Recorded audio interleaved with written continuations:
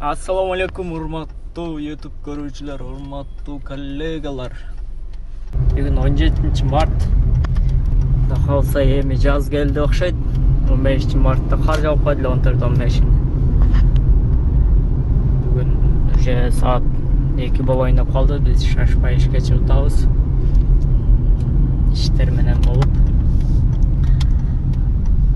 Короче, maska, dezinfeksiya qila turgan salfetka, bayqында өзүнүн немеси бар. Ошондо алыш керек болду аптекадан. Азыр аптекага келдим. 2 аптекага бардым. 2 аптекада да жок вообще маска. Дезинфекция кыла тургандарчы. Азыр могу аптекага кирип көрөлүк. 3-аптека. Азыр ошондой закон чыкты дейт. Аптекадан салфетка, ошо влажный маска, саска алып койгула дейт. Өзүбүз үчүн эле жакшы болот. Кирип сурап көрөлүкчү.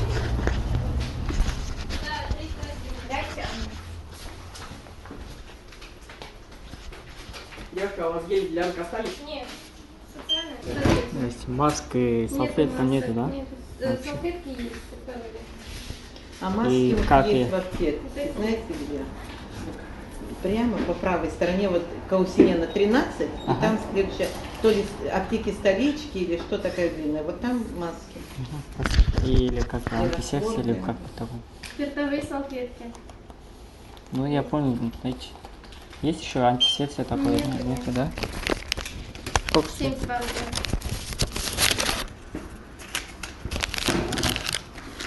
Спасибо. Короче, 3 аптека, маска жок дейт. Ал дальше сурап көрөбүз. Есть маска, есть. 3-4 аптекадан таптык.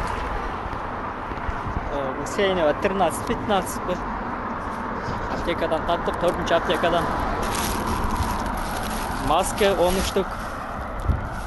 Бизге 10 штук кереги жок аны.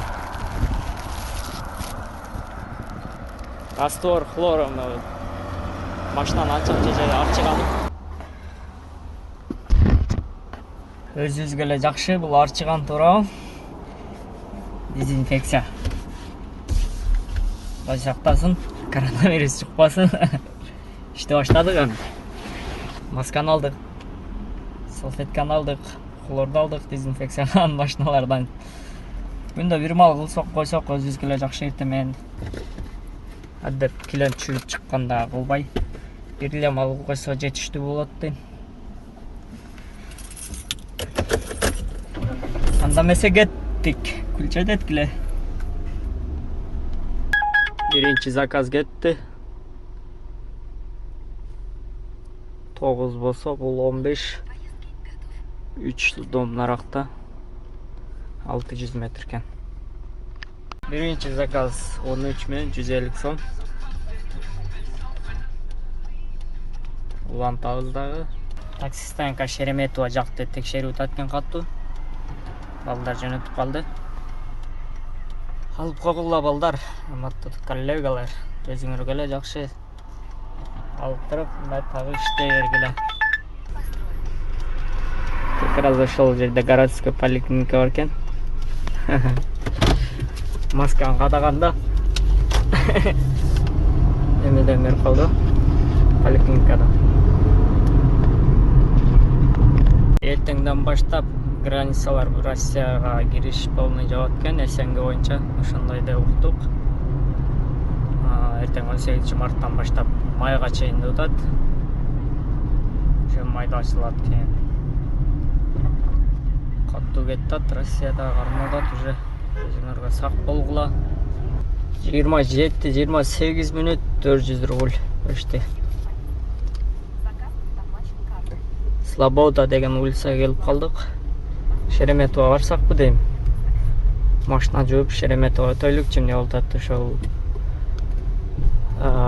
неле текшерүүлөрү болду, болбой бир өзүбүз менен көрөлүкчү. Машинанын арасы бар. Сыртын көргөзбөй эле коеюн, Сыртын көрсөңөр вообще. Машина жолдор кургап калды, эми машина жуу керек.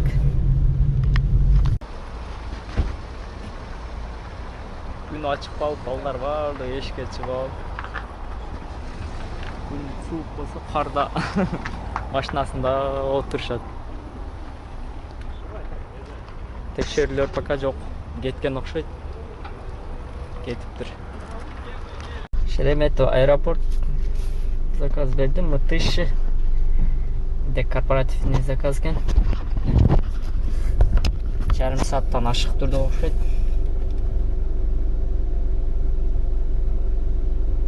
1000 клиент жок. Ал келдат. Без багажы, жакшы. Добрый день. Добрый день. Мытищи, да? 1000, да.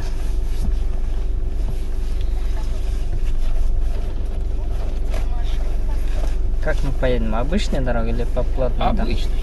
Обычный, час ехать. Но спешить некуда. Все понял. Мытышыга келип калдык. 46 мүнөттө келдик. Завершаем. Улантабыз. Мытышыда болбойт. Биз кайтып кайсыл жагына барсак, центрге чыксакпы же центрде пробка алтып алды. Дагы Шереметьево барсакпы.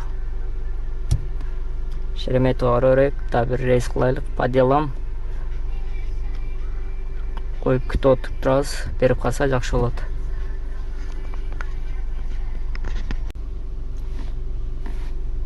Даже коронавирус болуптур Москвада. Коронавирус чуккан экен Москвада, коммунарка больницада. Бир орус качып кетиптир коронавирус боюнча. Ажы новостиден көргөзүп атат, ошо новостиден көргөзүп коеюн.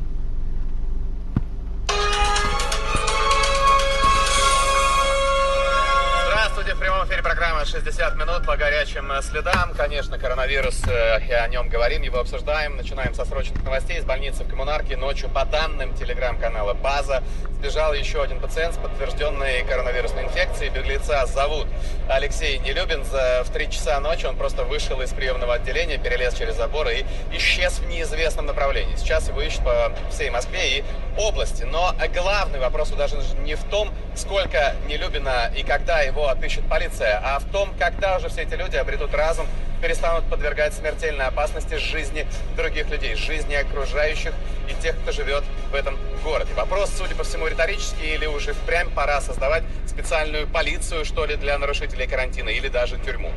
Откуда нынче совершенно точно не сбежишь, так это из Европы. Карантин. Старый Ушундай свет болот. закрылся. Закрыто, границалар көп жерлер неме болду, заказ берди алды. Бул кайерге барат экен эле? Точка Б көрүнбөйт, бизде активность түшүп кеткен. Попов 2,5 километр, 7 минут подача. На клиент көрбөй атат. Ушундай болуп турат. Долгопрудный. Клиент турат, карабай атат. Сигнал беребиз азыр.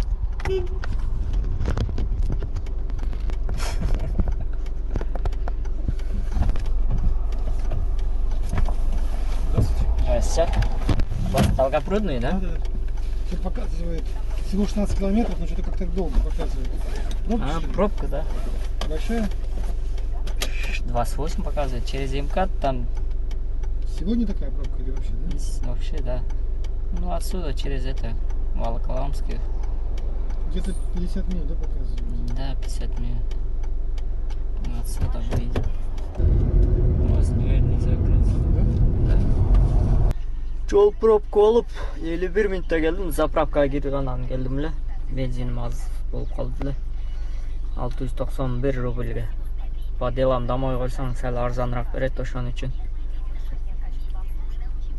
Биз Шереметьево аэропортко барабыз. Дагы ошол жактан рейс кылсак, дальний заказдар жакшы кымбатыраак болот. 30 минут дейт. 31 минут, 12 километр.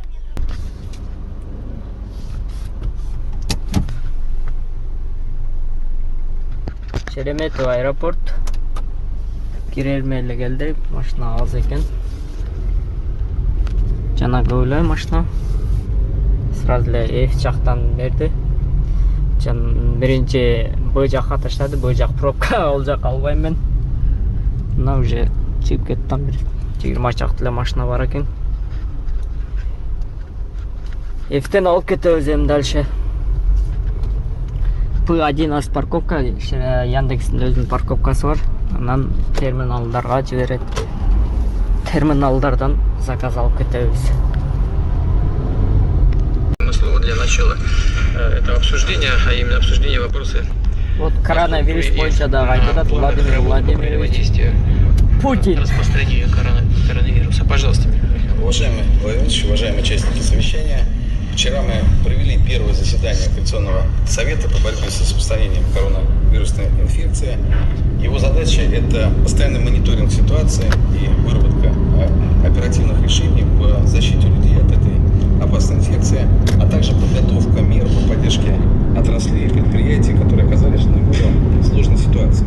Совет будет тесно взаимодействовать с созданной по вашему поручению рабочей группы. Уже решение состоялось госсовета, который возглавил мэр Москвы Сергей Семенович Собянин.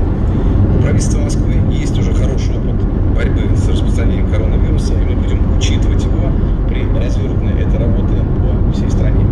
Совместно с рабочей группой Госсовета и Координационным советом правительства создается информационно-аналитический центр, который должен обеспечивать слаженную работу федеральных, региональных и муниципальных органов власти, других структур и организаций, и прежде всего он будет заниматься информированием граждан о текущей ситуации. Деятельность Координационного совета структурирована по 3 основным направлениям. За каждое из них отвечает один из моих заместителей.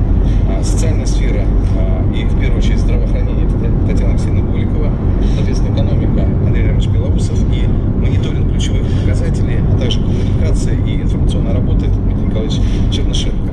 Первым заместителем в рамках совета стал Сергей Семенович Собянин, который будет заниматься практической реализацией и координацией решений совета в региональном аспекте.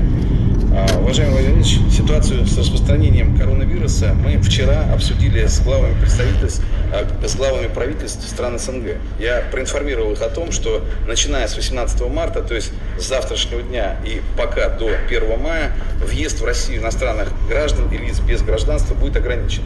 Вчера я уже сообщил своим собеседникам и хотел бы сейчас повторить, что эти решения вызваны особыми, по сути, чрезвычайными обстоятельствами и соответствуют рекомендациям Всемирной организации здравоохранения и носят временный характер. Сегодня правительство и Банк России приняли целый пакет экономических... Көрдүңөрбү, коронавируска карата уже границаларды жаап туруп 18 марттан 1 майга чейин на решение 3 приоритетных задач. каттуу Это обеспечение финансовой стабильности. положено маскасын скачивать ушундай учуруш керек экен. Проверкалар болуп атат. Өзүңөрдү карагыла. Коронавирус Максимально открыто. акыркы күндөр өзү күчөп кетти. Башта көңүл бурбай жүрөт эле. Ал где-то мен көргөнүм 20% эле маска тагып жүрөт. Вообще көп эле без маска турат. Ресурс, онлайн-ресурс. Без маска эле жүрүшөт, где-то 20% маска кийип жүрүшөт, а так көбү маскасыз эле жүрүшөт. Уже бүгүндөн баштап каттуу проверка башталды, 17-синен баштап.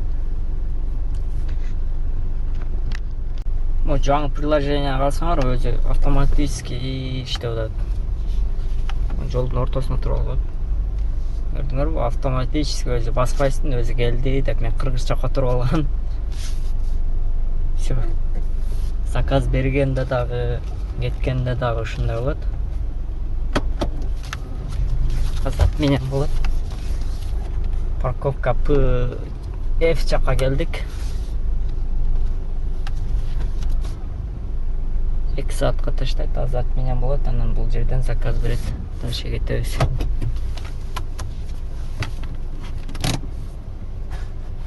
P11ден наличие таштайт терминалдарга. Анан бул жана бул жерден заказ берет, безнал наличие ушул жерден таштайт. Парковка P11де толка лимитиңерден өйдө болуш керек. Парк лимит коет өздөрү. Парк лимит коет, ошо лимитиңерден өйдө болуш керек. Лимиттен аз болсо заказ таштабайт P11де. Обязательно шотуңарда акча болуш керек. парк лимит койгондо 300 рубльден коет. Ар жерде аркылуу лимит жок болсо, хотя 100 сом болсо деле бере берет парк P11'de. Азыр эми ушул жерден заказ күтүп алып кетебиз. F15 заказ таштады. Безналный. Вы приехали, дейт. Куда? Маска. Одеть надо.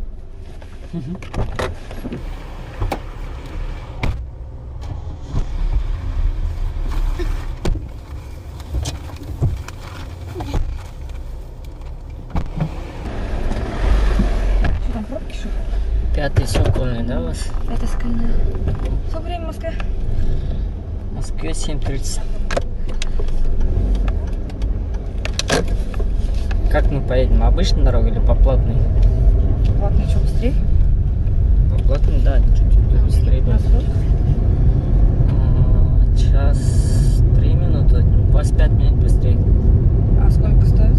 300, 310 по-разному. рублей? Да. Давай быстрее.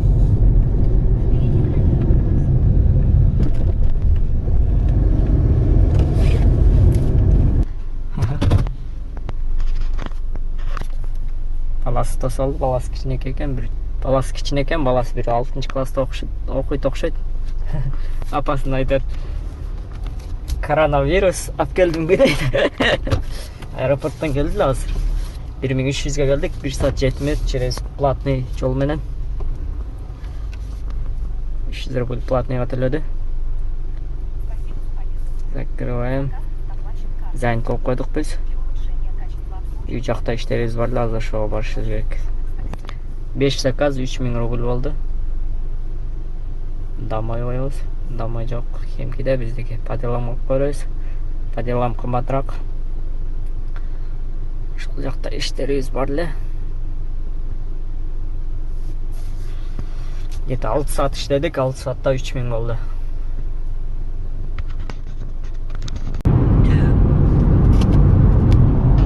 Жумуштарды бүтүрдүк уже. Саат 10-дон 18 өтүп калды. 12-1-ге чейин 3 саат иштеп кетелик азыр.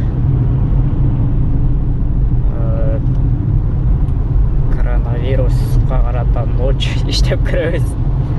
Көп жерде өзү отменял атат. Театрлар, мероприятия, даже футболдор көп жерде отменя кылып салды. Өзүңөр билгендей эле концерттерди азыр эми ночь 3 саат иштеп көрөбүз. Саат 10-дон болуп калды, 1-ге чейин иштейбиз. Район Фрунзенский жакта жүрөбүз азыр.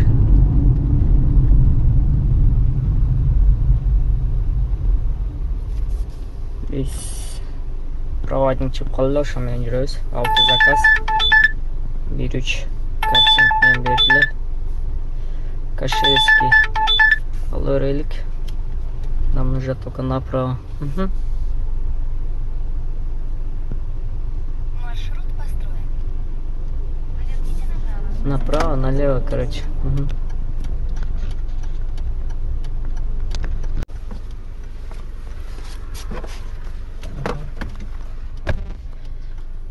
$600 рубль.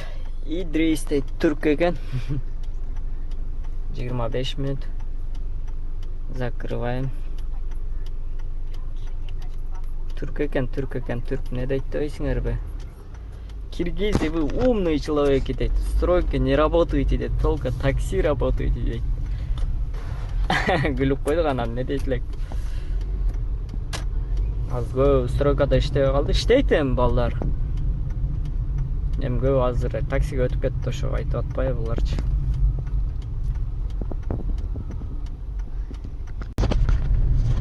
Ondan keyin ekile zakaz kıldık. 3595, 3600 rubl oldu. 7 zakaz.